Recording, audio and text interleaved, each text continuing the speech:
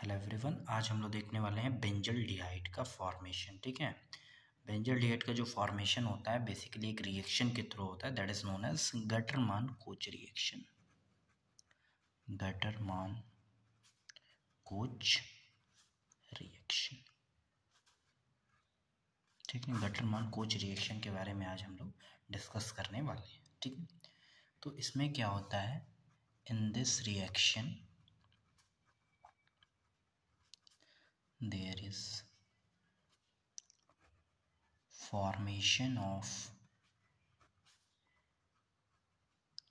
benzaldehyde from benzene in the presence of Lewis acid like AlCl। ठीक है, तो इसमें क्या करने वाले हैं, बेंजल्डिहाइड का फॉर्मेशन करने वाले हैं। किसके प्रेजेंस में, तो बेंजीन रहेगा लेविस एसिड के प्रेजेंस में। ठीक है, अब रिएक्शन का जो बेसिक टर्म, जो रिएक्शन कैसा दिखता है वो एक बार देखते हैं। ये रहा हमारे पास बेंजीन प्लस जो रिएजेंट रहते हैं Cu प्लस HCl और यहाँ पर रहेगा AlCl3। ठीक है, और आपका जो प्रोडक्ट बनेगा दैट इज़ बेंजल्डिहाइड। इस तरीके का प्रोडक्ट बनता है। ठीक है, या कभी कभी सब्स्टिट्यूटेड बेंजल्डिहाइड भी हमारे पास बनता है। ठीक है, अब सब्स्टिट्यूटेड बेंजल्डिहाइड का मतलब क्या हो गया, मैं एक रिएक्शन करके दिखाता हूँ। लेट सपोज ये हमने लिया, तो ऑब्वियस सी बात है इसे हम लोग क्या बोलते हैं, टॉल्वीन। अब इसमें जब Cu प्लस HCl लेंगे सेम एग्जैक्ट लेविस एसिड के प्रेजेंस में, तो यहाँ पर क्या हो जाएगा, बेंजल्डिहाइड का फॉर्मेशन हो जाएगा। ठीक है, तो इस रिएक्शन में बेंजल्डिहाइड बन जाएगा, लेकिन ऊपर क्या रहेगा, CH3 ग्रुप भी लगा है। अब इसके मैकेनिज्म की बात करते हैं कि ये रिएक्शन प्रोसीड कैसे करता है। मैकेनिज्म,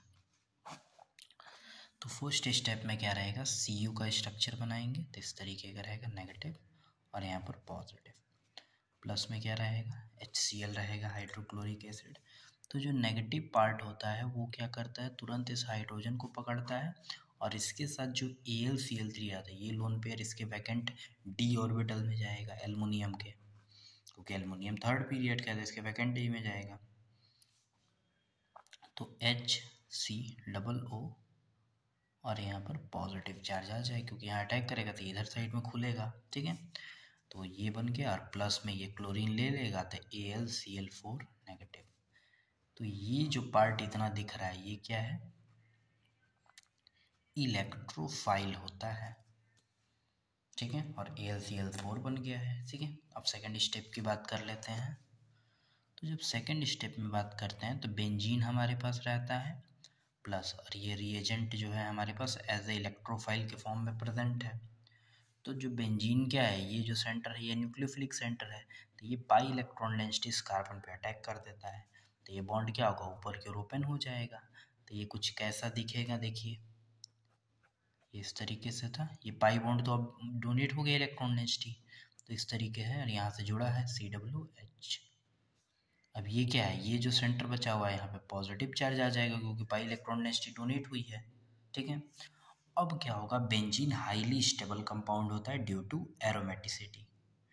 अब जब खुद सोचिए, जो बेंजीन होगा हाईली स्टेबल होगा तो इस रिएक्शन करेगा ही क्यों, ये रिएक्शन करके यहाँ पे क्या बन रहा है, ये तो हाईली अनस्टेबल है, क्योंकि यहाँ पे ये एरोमेटिक नहीं है, और ये क्या है, स्टेबल है, क्योंकि बेंजीन क्या है, एरोमेटिक है। तो स्टेबल से अनस्टेबल तो जाएगा ही नहीं, ऑब्वियस सी बात है। तो यहाँ से क्या करेंगे, दोबारा से ये हाइड्रोजन को पकड़ के रिमूव कर देंगे, यानी एलिमिनेट। तो यहाँ पर क्या बन जाएगा, दोबारा से एरोमेटिसिटी गेन हो जाएगी। अब ये दोबारा से क्या हो जाएगा, स्टेबल हो जाएगा, और इसका नाम क्या है, बेंजल्डिहाइड। तो इस तरीके से हम बेंजल्डिहाइड का फॉर्मेशन कर सकते हैं। ठीक है, ध्यान रखेंगे ये रिएक्शन फेनॉल और जो एमीन्स होते हैं, या बेंजीन के ऊपर NH2 ग्रुप लगा है एनिलीन, तो वो इस रिएक्शंस को नहीं देते हैं, क्योंकि वो लिविस एसिड के साथ रिएक्ट करके एक एडक्ट का फॉर्मेशन कर देंगे, जो कि वो सही नहीं रहेगा, प्रोडक्ट फॉर्म नहीं हो पाएगा। ठीक है, इस कारण से ऐसा होता है। ठीक है, तो benzene plus CO plus HCl AlCl3 लेंगे तो बेंजल्डिहाइड का फॉर्मेशन हो जाता है। इसी रिएक्शन को बोला जाता है गटरमान कोच रिएक्शन।